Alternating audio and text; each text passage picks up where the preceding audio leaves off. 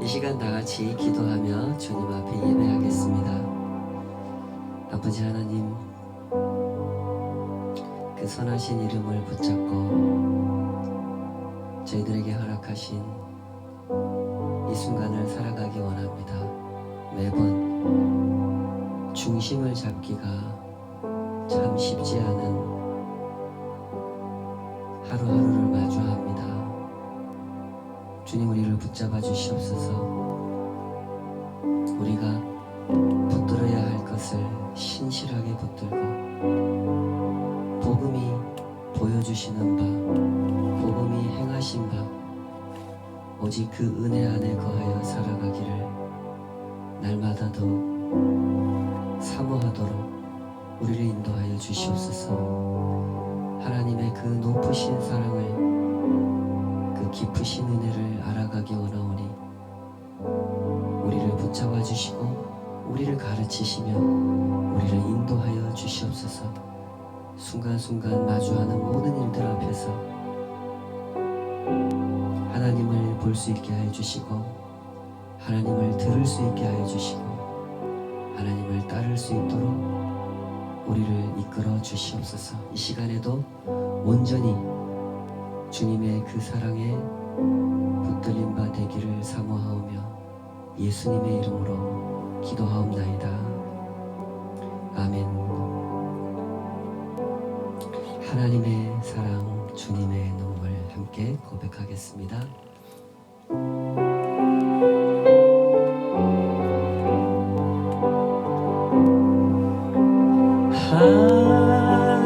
하나님의 사랑, 주님의 눈물, 온 세상 임하여 잃어버린 영혼 찾아 오신 주님, 지금도 우리를 사랑해. 2000년 전 하늘 보좌 버리고 이 땅에 오신 주, 하나님 어린 양 되사 생명 주며 이를 증거하라 하시네.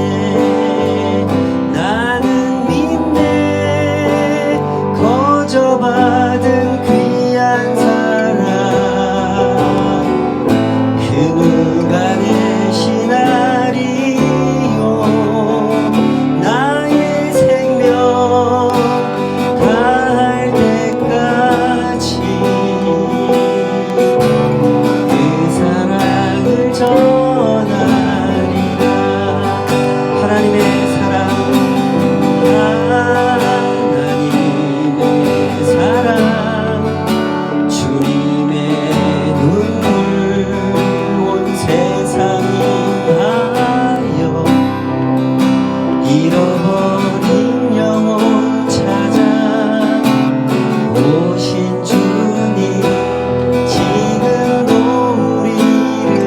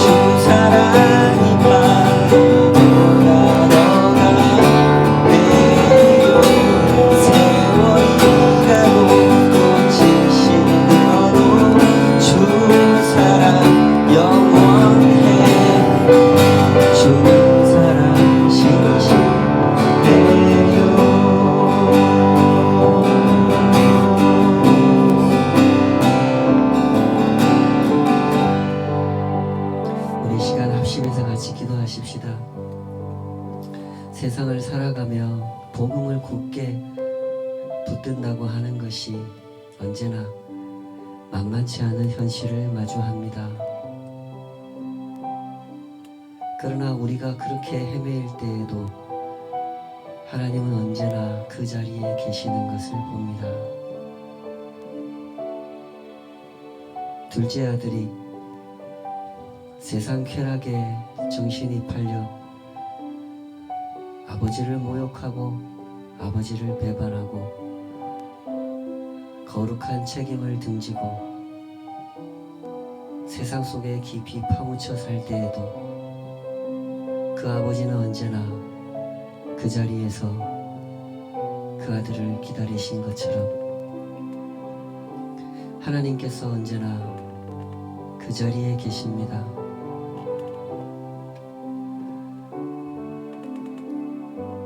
우리는 이 사랑 앞에서 신앙을 배워가고 하나님을 배워가고 우리가 살아가는 인생을 배워갑니다. 이 모든 것을 배우기 위해 우리의 마음은 얼마나 성실하지 못한지, 얼마나 하나님과 다른 방향으로 걷기 원하고 다른 것을 보기 원하는지 때문에 우리에겐 언제나 참회의 시간이 필요하고 주님 앞에 무릎 꿇는 거룩한 성찬의 시간이 필요한 것을 고백합니다. 우리 시간 같이 기도하십시다.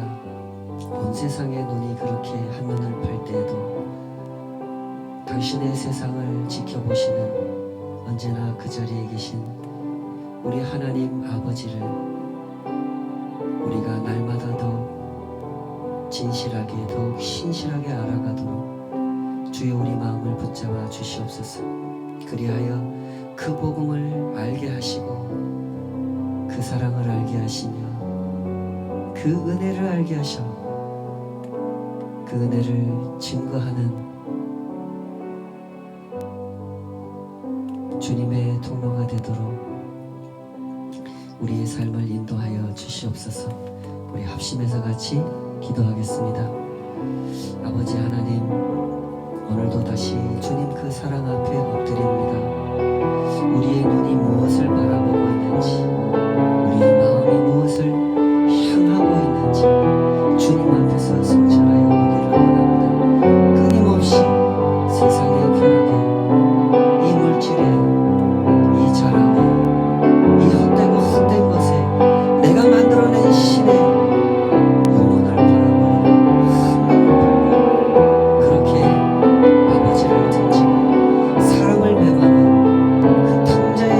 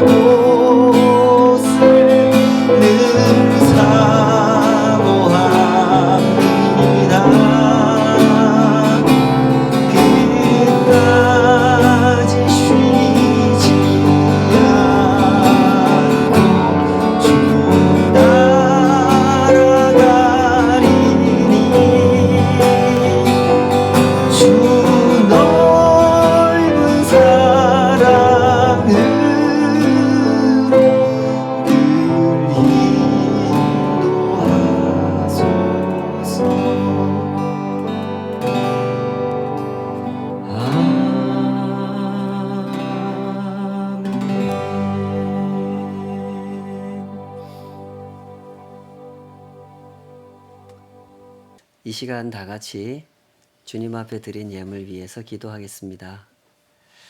아버지 하나님, 주님의 그 은혜 속에서 또 하루하루를 살아왔음을 주님 앞에 고백하고 또 그렇게 살아가기를 소원합니다.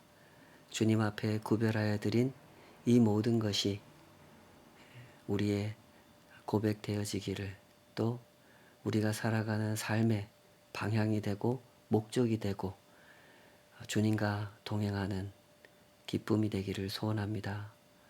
주께서 허락해 주신 거룩한 것들 속에 주님을 사모하는 마음으로 구별하고 올려드리오니 이것이 또한 주님의 손 안에서 거룩하게 쓰여지게 하시고 주의 복음의 아름다움을 증거하는 통로가 되게 하시며 이 모든 것을 통해 하나님의 백성들이 더욱 주께로 가까이 나아가는, 그렇게 주님을 신실하게 따라가는 한 걸음 한 걸음이 될 수 있도록 복 내려 주시옵소서.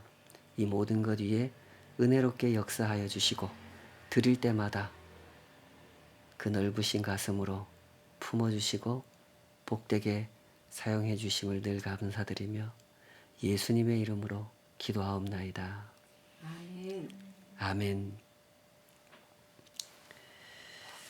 하나님 말씀 함께 같이 보시겠습니다. 오늘 주신 하나님 말씀은 누가복음 15장 25절에서 32절까지 말씀입니다. 누가복음 15장 25절에서 32절까지 다 찾으신 줄 알고 한 목소리로 같이 읽겠습니다. 시작. 마다들은 밭에 있다가 돌아와 집에 가까이 왔을 때에 풍악과 춤추는 소리를 듣고 한 종을 불러 이 무슨 일인가 물은데 대답하되 당신의 동생이 돌아왔음에 당신의 아버지가 건강한 그를 다시 맞아들이게 됨으로 인하여 살진 송아지를 잡았나이다 하니 그가 노하여 들어가고자 하지 아니하거늘 아버지가 나와서 권한대 아버지께 대답하여 이르되 내가 여러 해 아버지를 섬겨 명을 어김이 없거늘 내게는 염소 새끼라도 주어 나와 내 벗으로 즐기게 하신 일이 없더니 아버지의 살림을 창녀들과 함께 삼켜버린 이 아들이 돌아오매 이를 위하여 살진 송아지를 잡으셨나이다. 아버지가 이르되 예 너는 항상 나와 함께 있으니 내 것이 다 내 것이로되 이 내 동생은 죽었다가 살아났으며 내가 잃었다가 얻었기로 우리가 즐거워하고 기뻐하는 것이 마땅하다 하니라. 아멘. 오늘 주신 말씀으로 우리가 기뻐하고 즐거워하는 것이 마땅하다, 이런 제목으로 함께 하나님 말씀 헤아려 보도록 하겠습니다. 우리 옆에 함께 예배하고 있는 지체들이 있으시면 우리 이 제목으로 한번 인사 나누실까요? 우리가 기뻐하고 즐거워하는 것이 마땅하다. 시작. 우리가 즐거워하고 기뻐하는 것이 마땅하다. 감사합니다. 간혹 세상에서는 이런 일이 일어납니다. 산부인과 병원에 실수로 아이가 뒤바뀌는 일이 일어나죠. 실제로 이런 일을 겪은 사람들의 이야기를 기사에서 본 적이 있는데요. 산부인과 병원에서 그 아기가 바뀐 채로 무려 19년의 세월이 지난 두 가족의 이야기였습니다. 19년 동안 양쪽 가족은 모두 다 이 아이가 우리 아이인 줄 알고 살아왔죠. 부모도 이 아이가 내 아이인 줄 알았고 아이도 이 부모님이 내 부모님인 줄 알고 살았습니다. 그러다가 우연한 기회에 유전자 검사를 하게 되고 결국 여차저차해서 병원에서 아이가 뒤바뀌게 된 거라는 사실을 확인하게 되죠. 이제 이 양쪽 가족에게는 중대한 문제가 생겼습니다. 아이를 바꿔야 되나? 아니면 이대로 살아야 되나? 이걸 결정해야 되죠. 보통 사람들도 충분히 예측할 수 있는 것처럼 이런 일은 대단히 어려운 일입니다. 19년 동안 내가 이 집 가족인 줄 알고 살아왔는데 유전자 검사를 통해 확인했다고 해서 어느 날 갑자기 다른 집 가족으로 살 수 있는 것은 아니란 말이죠. 사람이 그런 존재가 아니잖아요. 때문에 이 양쪽 집에서 서로 이 문제를 해결하기 위해서 결국 내 아이를 찾아야 되지 않겠느냐 이런 생각으로 친해지려고 노력하기 시작했다 그럽니다. 서서히 단계를 밟아가면서 각자의 친가족을 찾아가기로 그런 수순을 밟아가려고 노력을 하기 시작한 거죠. 그러나 서로 친해진다는 게 참 쉽지 않은 일이라는 걸 계속 경험하게 됩니다. 같이 있으면 어색하고 불편한 마음을 극복하기가 참 어렵다는 걸 계속 느꼈대요. 이걸 자꾸 반복하다 보니까 이게 이렇게 해결할 일이 아니다 싶은 생각이 들었고 결국 이 두 가족은 서로 합의를 했다 그럽니다. 계속 이대로 살아갑시다. 이제 와서 가족을 바꾸는 것은 너무너무 어려운 일인 것 같습니다.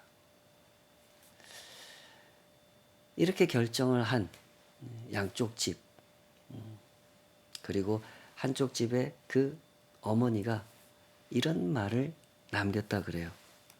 나의 생물학적인 딸은 나를 닮았습니다.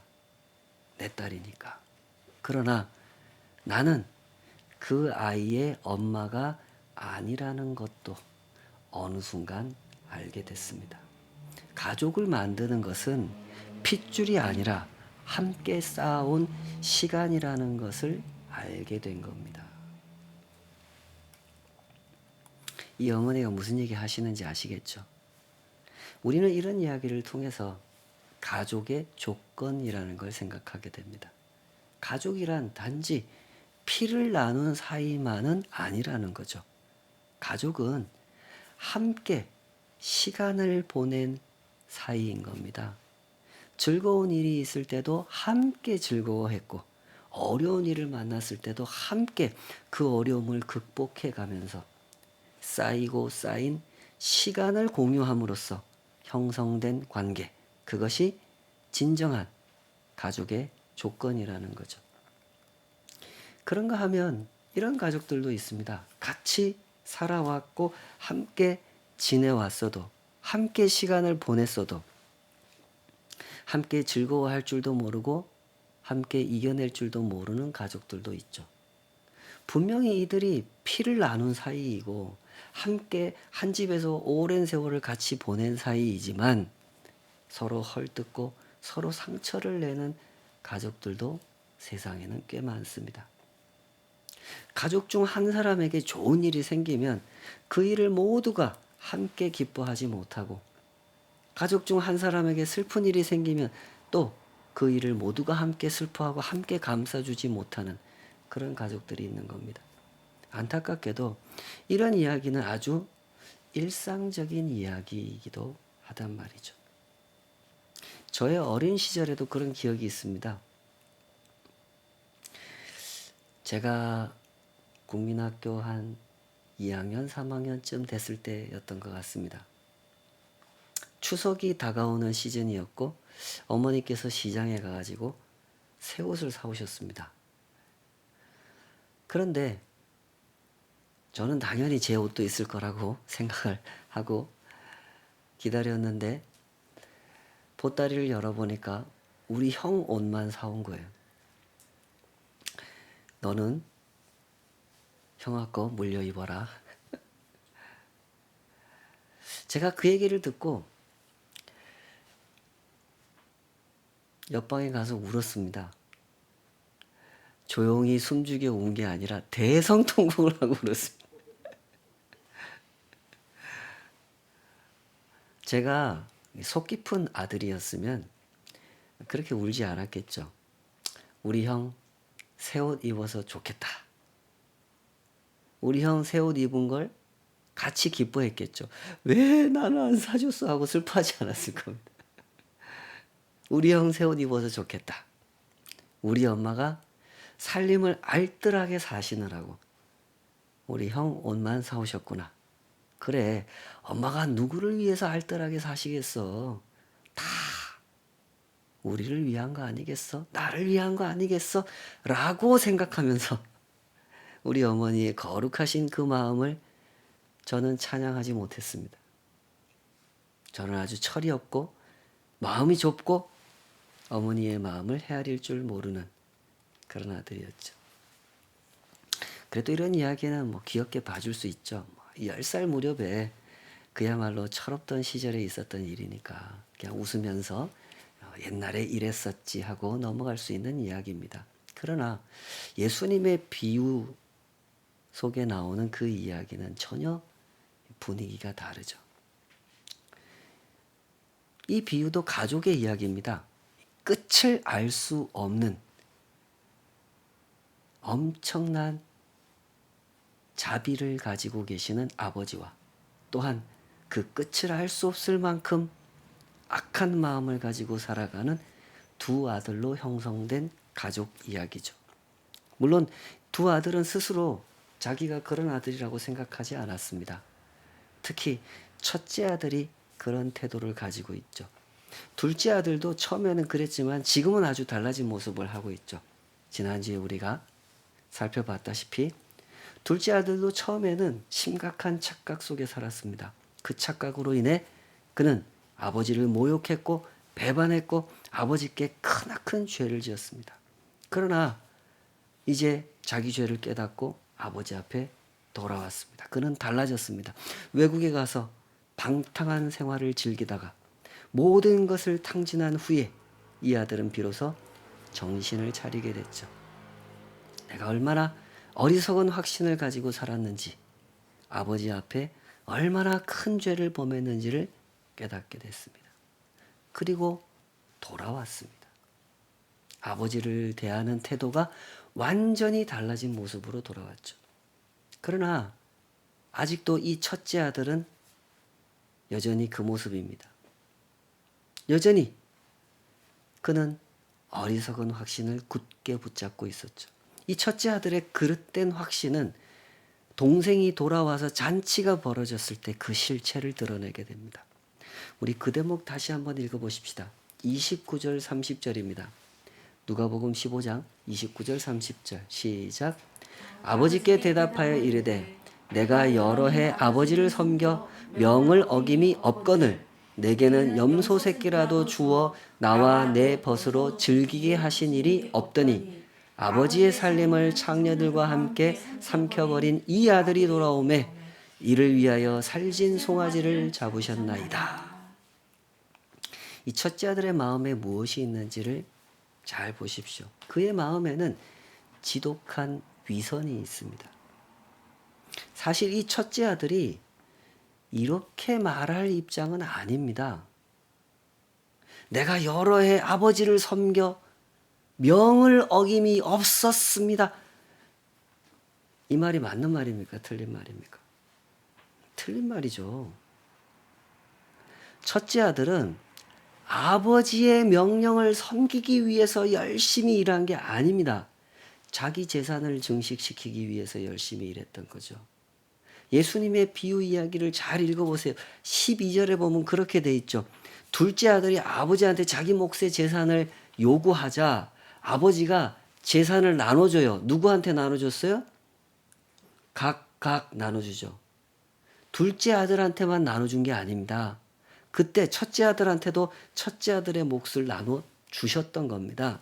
그러니 이 첫째 아들은 아버지를 위해서 열심히 일한 게 아니라 자기 재산을 증식하기 위해서 열심히 일했던 것 뿐이에요. 그러니 아버지한테 이렇게 말하면 됩니까? 안 됩니까? 내가 아버지 재산을 증식시키려고 이렇게 열심히 일했는데 나한테는 염소 새끼 한 마리 안 맞아. 이렇게 말하면 안 되잖아요. 그러나 이 첫째 아들은 양심이 없습니다. 동생만 유산을 물려받은 것이 아니라 나도 아버지께 아버지가 아직 살아계심에도 불구하고 아버지께 유산을 물려받았다면 아버지를 대하는 태도가 이래서는 안 되는 거죠. 언제나 아버지께 공손해야 마땅하지 않겠습니까? 유산을 물려받지 않았더라도 아버지께 이러면 안 되는 거잖아요, 아들이.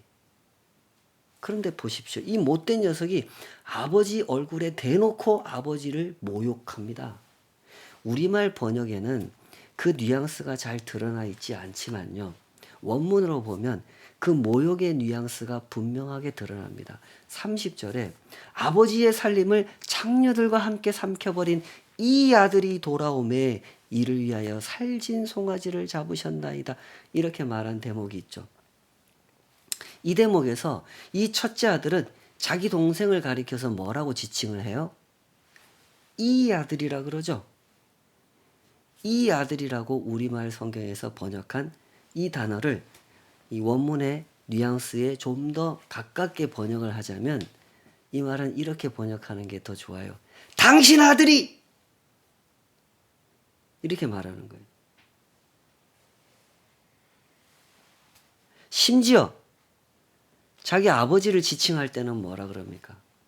우리말 번역에는 이 단어가 빠졌어요. 그러나 헬라어 성경에는 분명히 이 단어가 들어가 있죠.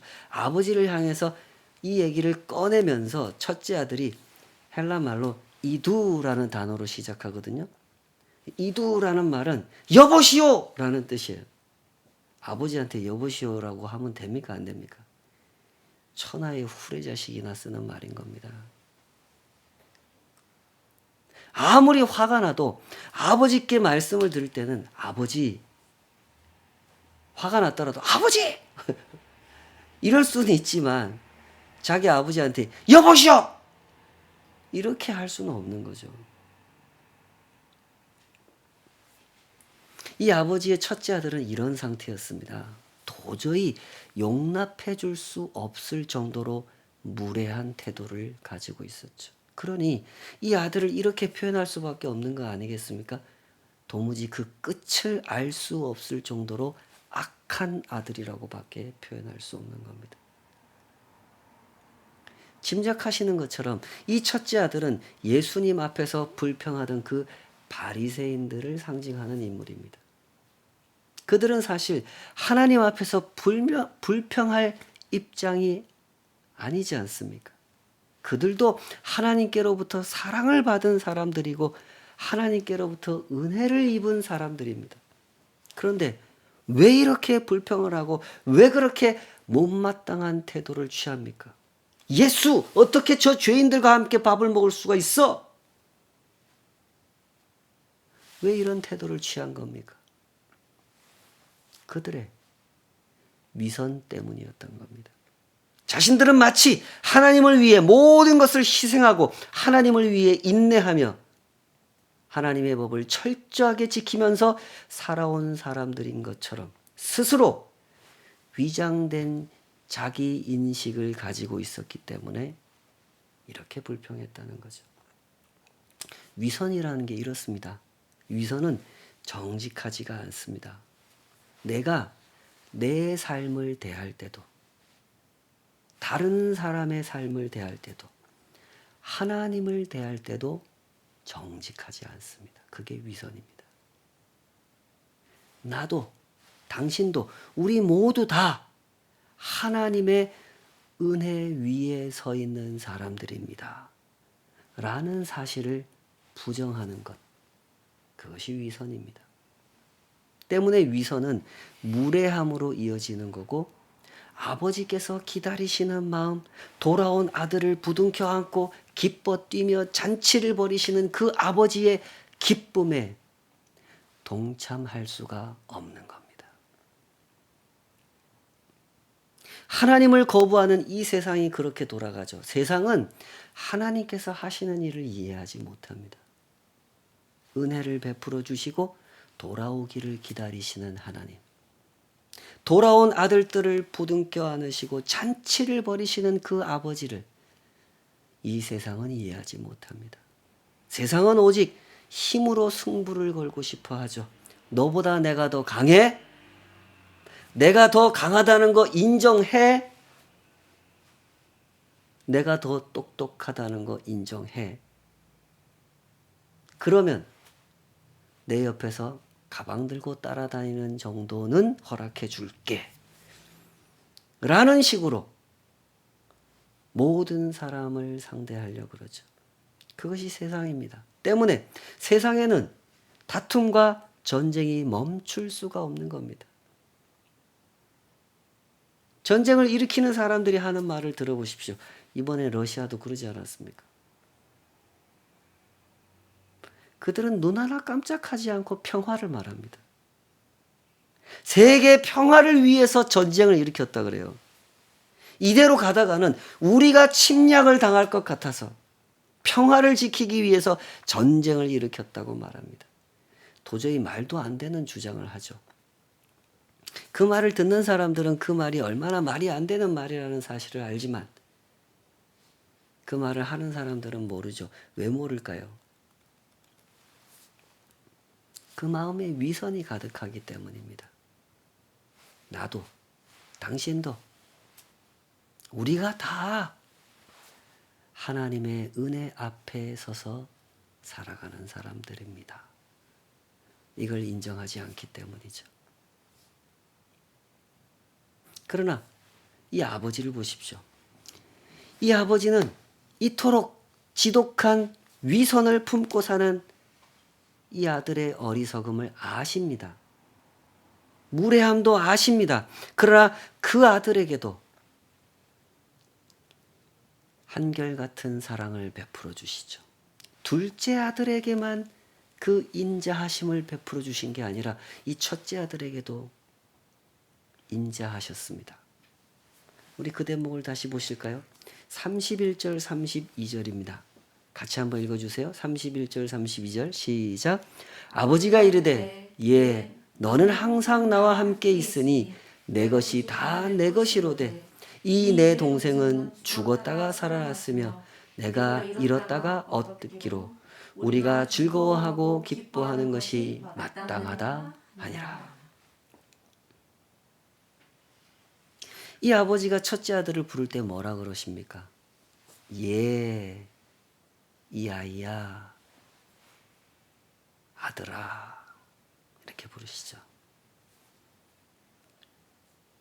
이 못된 첫째 아들은 아버지를 보고 여보시오라고 아버지를 모욕했지만 아버지는 변함없이 이 무례한 아들을 사랑으로 대해 주십니다.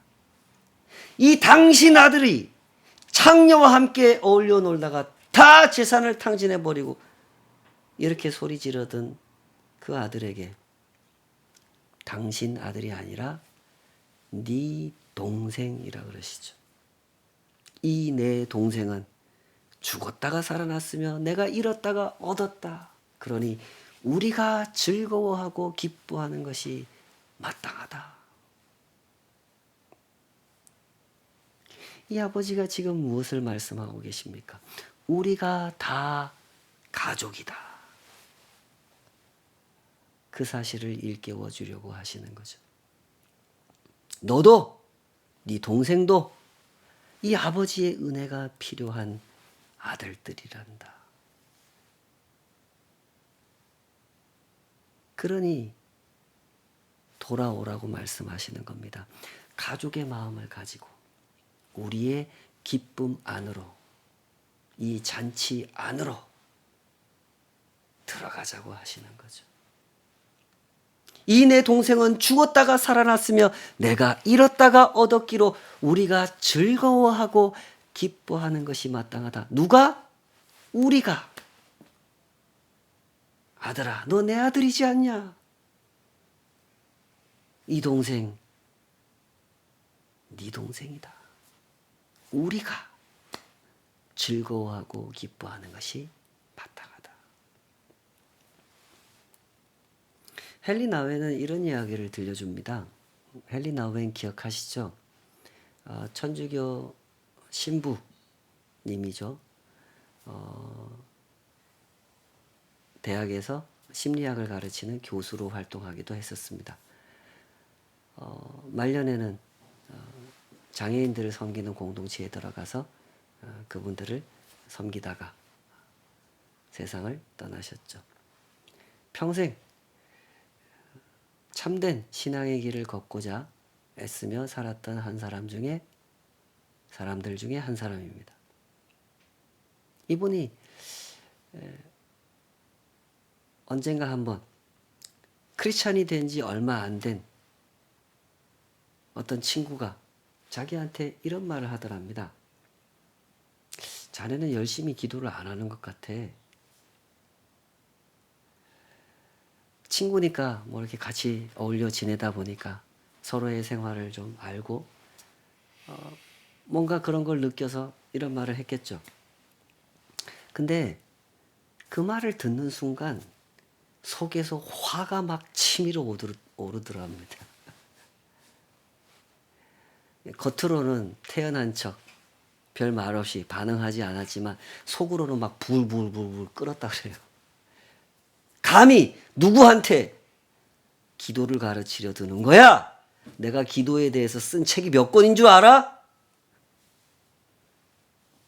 여태까지 아무런 훈련도 받지 않고 내키는 대로 살아온 주제에 이래봬도 말이야, 난 어려서부터 철저하게 말씀을 따라 산 모태신앙이란 말이야. 회심한 지 얼마나 됐다고. 이래라 저래라 하는 거야. 속에서 막 계속 부글부글 끓으면서 속으로, 겉으로는 못하고 겉으로는 점잖은 척, 속으로 이렇게 친구를 향해 분노했다 그럽니다. 그래놓고 곰곰이 생각을 해보니까 자기 마음이 이 비유 속의 큰아들과 참 닮았다. 그런 사실을 발견했다 그럽니다. 분노하고 시기하는 그 모습 자체가 무언가에 단단히 속박된 종의 신세라는 증거를 보여주는 거다. 그런 생각이 들었다는 거죠. 내가 왜 이렇게 분노하고 시기하는가? 그건 내가 뭔가에 단단히 속박된 상태라는 거죠. 그 분노에, 그 시기에 속박된 상태. 그렇습니다. 둘째 아들이 과거에 이 세상 향락에 속박되어 살던 탕자였다면 이 큰아들은 위선과 자기 자랑에 속박되어 사는 탕자인 것입니다. 둘째 아들만 아버지를 떠난 게 아닙니다. 둘째 아들만 그 은혜를 떠나버린 게 아니에요. 이 첫째 아들도 아버지를 떠나 살고 있는 탕자인 것입니다. 때문에 이 큰아들은 아버지 앞에 무례했고 아버지의 기쁨에 참여할 수가 없었던 거죠. 그러므로 우리 역시 이런 점에서 우리 자신을 돌아봐야 할 것입니다. 과연 우리의 마음을 붙잡고 있는 것이 무엇인지, 우리의 마음이 붙잡고 있는 것이 무엇인지 점검해 봐야 되는 겁니다. 은혜에 붙잡혀 있는지, 위선과 자랑에 붙잡혀 있는지, 그걸 점검해 봐야 하는 것이죠. 내가 무엇에 붙잡혀 있는지 그것을 어떻게 알 수 있을까요? 간단합니다. 하나님의 기쁨에 참여하고 있는지 그렇지 못한지, 그걸 보면 알 수 있는 거죠. 하나님의 은혜를 필요로 하는 사람들이 하나님 앞에 나와 그 회개를 경험하고 있을 때 아버지께서 기뻐하시는 그 기쁨에 참여하고 있다면 그는 은혜에 붙잡혀 있는 사람인 것이라는 거죠. 예수님께서 들려주신 이 비유는 분명히 이 바리새인들을 겨냥하고 있습니다. 예수님이 죄인들과 함께 식사를 한다고 화가 나서 불평하던 그 바리새인들을 겨냥하고 있죠. 예수님은 그런 바리새인들을 꾸짖으셨습니다. 많이 꾸짖으셨고 이렇게 이 비유 속에서 콕 집어서 그들의 분노와 위선을 책망하셨죠. 이 장면 외에도 누가복음 안에서만 해도 바리새인들을 꾸짖는 장면은 많이 등장합니다. 그러나 이걸 놓치지 마셔야 됩니다. 그 꾸짖음은 꾸짖음으로 끝나지 않는다는 거 명심하셔야 됩니다. 예수님의 꾸짖음은 미움을 표현하신 것이 아니라 애정을 표현하신 거죠. 다툼으로 나아가자는 것이 아니라 은혜로 나아가자고 하시는 겁니다. 회개로 안내하는 꾸짖음, 하나님께로 인도하는 꾸짖음이었다는 거죠. 예수님께서 지금 그렇게 하고 계십니다. 비유를 이렇게 마무리하고 계시죠. 못된 큰아들을 향해서 아버지가 권면하시는 말씀으로 이야기가 끝납니다. 이 내 동생은 죽었다가 살아났으며 내가 잃었다가 얻었기로 우리가 즐거워하고 기뻐하는 것이 마땅하다. 그러고 이야기가 끝나요. 그 뒤에 큰아들이, 이 못된 첫째 아들이 어떻게 반응했는지 말씀하지 않아요. 여기서 이야기가 끝나죠. 이야기를 왜 이렇게 마치셨는지 짐작하실 수 있겠죠. 이제 너희가 이 이야기를 완성해 보라고 하시는 거죠.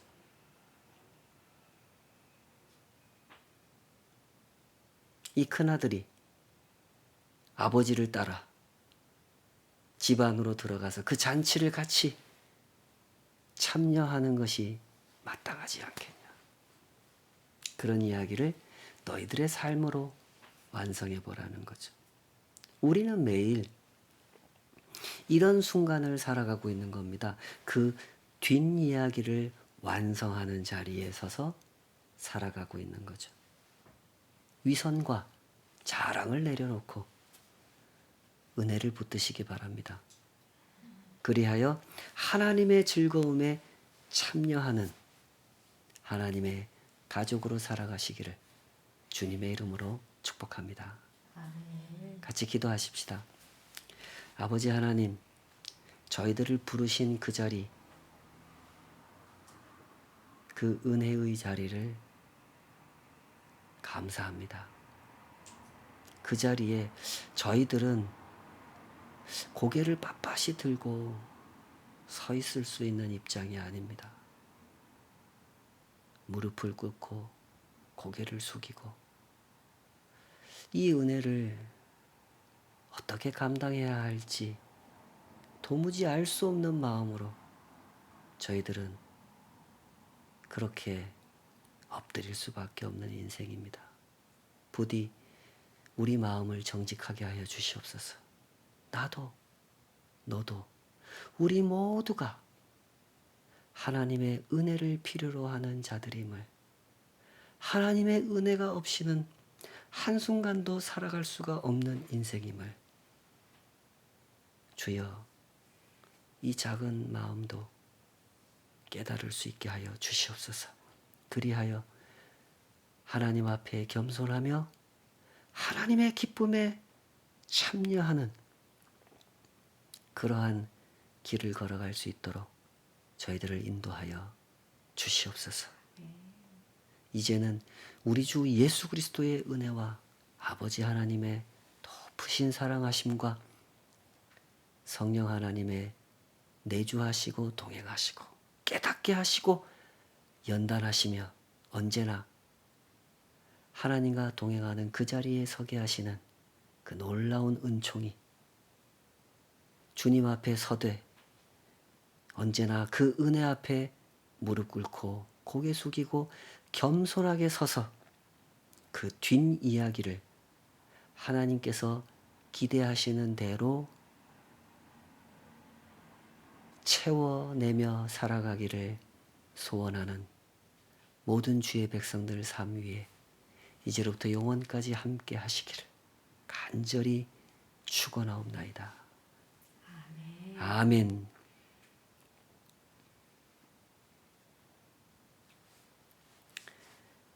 감사합니다. 우리 성도님들 한 주간도 강건하시기를, 하나님의 은혜를 날마다 더욱 깊이 깨닫고 누리시기를, 그렇게 하나님과 함께 기뻐하시기를 축원합니다. 계속해서 그렇게 응원하고 기도하겠습니다. 여러분 또 뵙겠습니다. 평안하십시오.